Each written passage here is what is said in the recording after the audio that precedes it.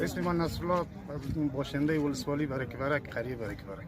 خب در مورد این حادثه که دیروز شده، یه حادثه دیروز از پوسته سر زیارت اوان فایر کرده بدون از اینکه جنگ یا دیگه کدام چیز دیگه باشد. فایر کرده، زده 3 تا طفل شهید کرده، 5 تا دیگه هم زخمی است.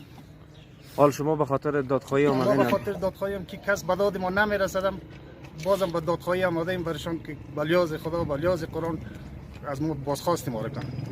زخمیش 2 شهید از این خانه است، 2 زخمی هم از این خانه، 4 نفر از این خانه زده شده که 2 تا شهید شده، 2 تا زخمی شده. یه هم شهید این خانه است، یه هم از این خانه است، و 2 تا دیگه هم از این خانه است. این داد ما باید چی رقم دولت است؟ دولت هست یا نیست؟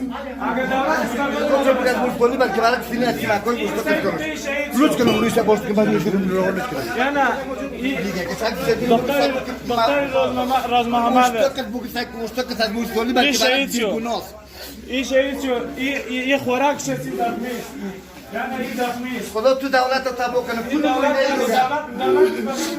نماینده که تو دم میشه در پول سر ملت خندونه نه در خانه خود این چی گناه داشت؟ این چی گناه داره؟ دولت است. این چی حال است؟ چی گناه داشت؟ چی گناه داره؟ این چی گناه داره؟ این چی گناه داره؟ یک دفعه میرادن بگویا.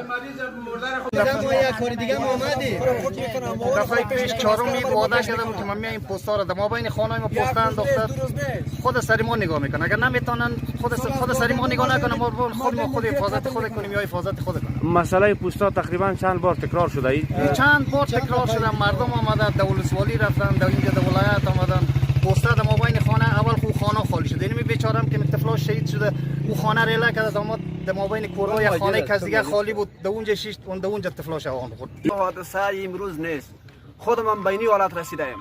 اینا میره قم حادثه نه جنگ بود نه دیگه اوان ما در خانه خورد، سر طالباش انداختن، گفیر طالبا زده، پدرم شهید شو، یک برادرم معیوب شو، همشیرم معیوب شو، خودم معیوب شدم.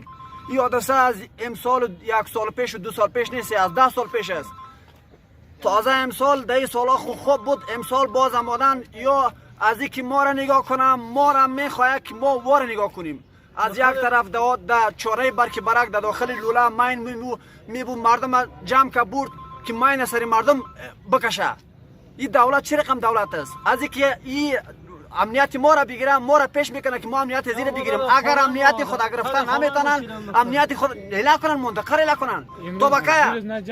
توبکه یولد 1 روز نیست، 2 روز نیست، خانه مردم گرفتن، پوستا جور کرده. کل مردم از 3000 خانه 100 خانه نمونده بوده. کل اگه هر طرف تو خوشحال شده. توبکه یولد پیش خانه ما موتر خانه ما یک هفته پیش از در خانه ما ماده بود، کماندو بود داخل خانه. وقتی که سیاسر می باشد تو چه حق داری که در داخل خانه سری سیاسر داخل شوی؟